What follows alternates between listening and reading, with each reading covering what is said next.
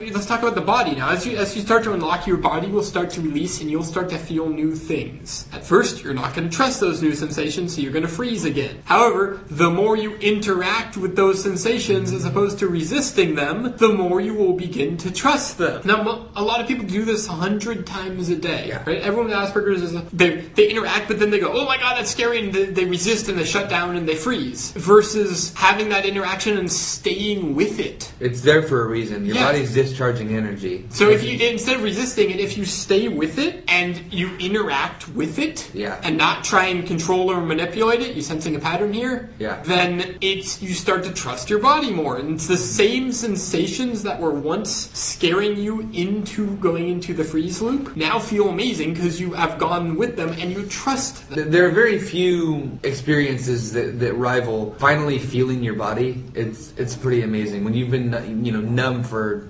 your entire life and then all of a sudden your fingers start to tingle, or you can feel your heart beating and you can feel a muscle twitch or something. I mean, like, it's really cool. So the thing with that is it's happening all the time. It is happening all the time, and a lot of time we resist it. We just go nope and shut it down.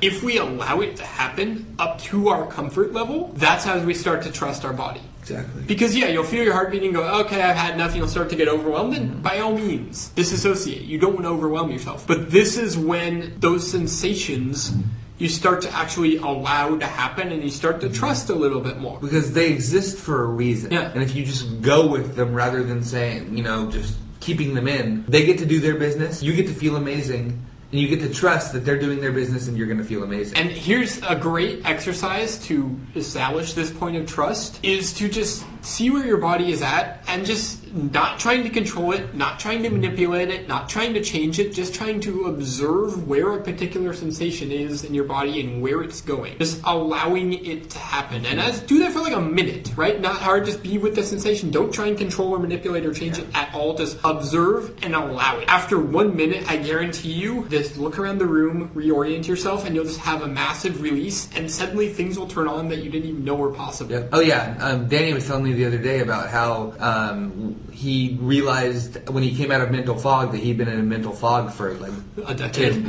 10 plus years, and he said how amazing that felt. And I didn't even know I was in the mental fog. Yeah, I mean that's kind of like in line with how I was talking about, like just with that moment where you realize that you have a body that's working all the time, but you're closed off to it until you just accept it. And that moment when you realize there's a ground that is supporting you all the time. And a lot of it sounds like, of course there's a ground, but it's that experience of it. And the moment when I stopped having tunnel vision was like someone just took a small frame off of my vision greatly expanded. I was like, I did not know this could happen. This is a thing. It's amazing. So that's the body. And really, let's talk about safe places in the body, because a lot of times when you're doing this, it makes your body feel more unsafe to begin with. But what you can do is you can find a part of your body. If that's your pinky, if that's, your elbow, whatever it is, there's a part of your body that feels safe. So you can just kind of go there if you need to feel safe and you are not in a safe environment. You can retreat back into yourself, because people with Asperger's are very good at that, and just go into a part of yourself that is safe. Yeah, and by this we do mean, mentally, like just focus your attention there. Just in case that wasn't clear. Yes. So that's how you kind of feel safe at school and in other places. When you aren't feeling safe, you can go into a place that is safe until you can get out of the physical environment. What really helps me is I'll put both feet flat on the ground, I'll stand up straight, and I'll just focus on pouring my energy into my feet and just rooting myself into the ground. My energy is going past my feet into the earth. And I know this may sound really weird, but it really helps, because with that comes so much security, because it's there all the time. Remember, these are perceived threats.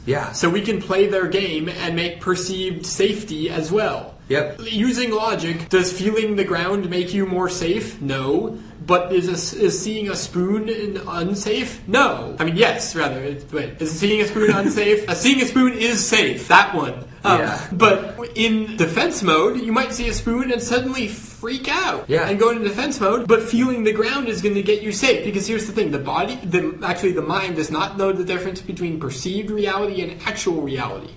So you can play that game too. In your favor. If there's perceived threats, there's also perceived safety. Yeah, I mean, now that only helps perceived threats. If there's a lion chasing after you, standing and rooting yourself into the ground isn't going to do much good. Obviously, use your own kind of discretion here. But how often? Again, 99% defense mode is perceived threats, not actual threats. Unless you live in an African savannah, then that is something that you actually have to worry about. Yes, but I don't think any of you do. Yes.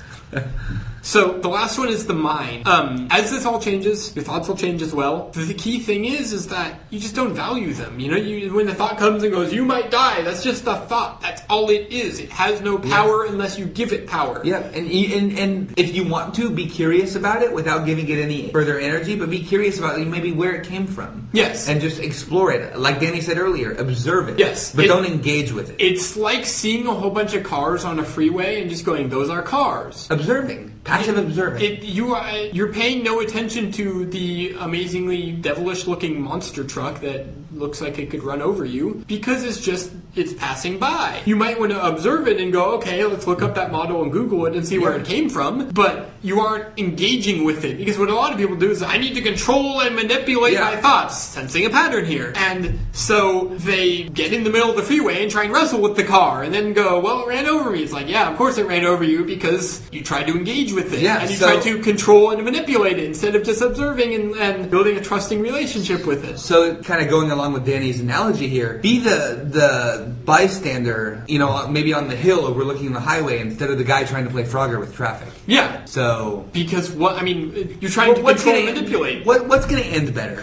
Yes. You sitting on a hill watching traffic, or you trying to play Frogger with semis? Yeah, that's really... So the whole point of this, if we haven't made this clear enough, manipulation is just going to put you further in defense mode. Yeah. Resistance is just going to put you further in defense mode. So... the more non-resistance you can go with and the more trust you have, the more you practice this, the easier it gets. And the point where you have all these sensations, but you trust them. You know what's going on. You know what's happening. And then you can start actually getting out of defense mode. Yep. And this is a process. You're going to go back and forth. You're going to get in, you're going to go out, you're going to get in, you're going to go out. But it gets a lot better. And, even we aren't fully out right now. We're, I would say about like 70-80% out of defense mode. Yeah, we still flip-flop between being in and being out, having one foot in, having one foot out. Yeah. Like, the difference is that we know how to deal with it. And that's where we want you to get as well. And we trust that when we're in that state... Yeah. That we are going to change. Because here's the one major thing I see a lot of people screw up when they're doing this whole process, beyond everything else we've talked about, is when they finally get out of defense mode for the first time and like, oh my god, this feels amazing, this is the best feeling in the world. Hello world. Hello world, I'm happy, I can actually not think about all the things that are stressing me out. It is amazing, but you aren't going to stay there. Yeah. You're going to go back into defense mode, and if you resist going back into defense mode, all that means is there's some trust that you need to work on there, and you're not going to get the other good feeling again until you trust. You could be having an amazing day, and then you may walk past a fish market and smell, salmon, and just be like... back in defense mode. Yeah. If you try and resist that and manipulate your way back to being happy, it's not going to work. Yeah. That comes where trusting that even defense mode is good for you because it has a purpose. Yeah, it's a biological response. That's why Danny and I still experience it. It's because it's hardwired into who we are. And it has a purpose because otherwise, imagine this. Defense mode is one of the greatest things ever simply because if people with Asperger's did not have defense mode, they would be physically, neurologically fried. You would go insane and probably commit suicide because you cannot stop all the sensations coming in. Absolutely. It is a wonderful thing. Absolutely. Be grateful for it. Yeah. It also keeps you, like you said, it keeps you from dying again. Yes. So it's fantastic. It's gotten a little bit out of hand at times. Yeah. So that's week 3. Thank you so much. Thank you so much. And next time we're going to be talking about all the little fun toys, tricks, techniques that we use to make this faster, easier, better, simpler. Yeah. And we sincerely hope that this helped. I just wanted to tell you that, and that we're here for you, and we just want to help you, and we're really grateful that you're listening to these. Yeah. All right. Thank you, and you have a great day. Bye. Bye.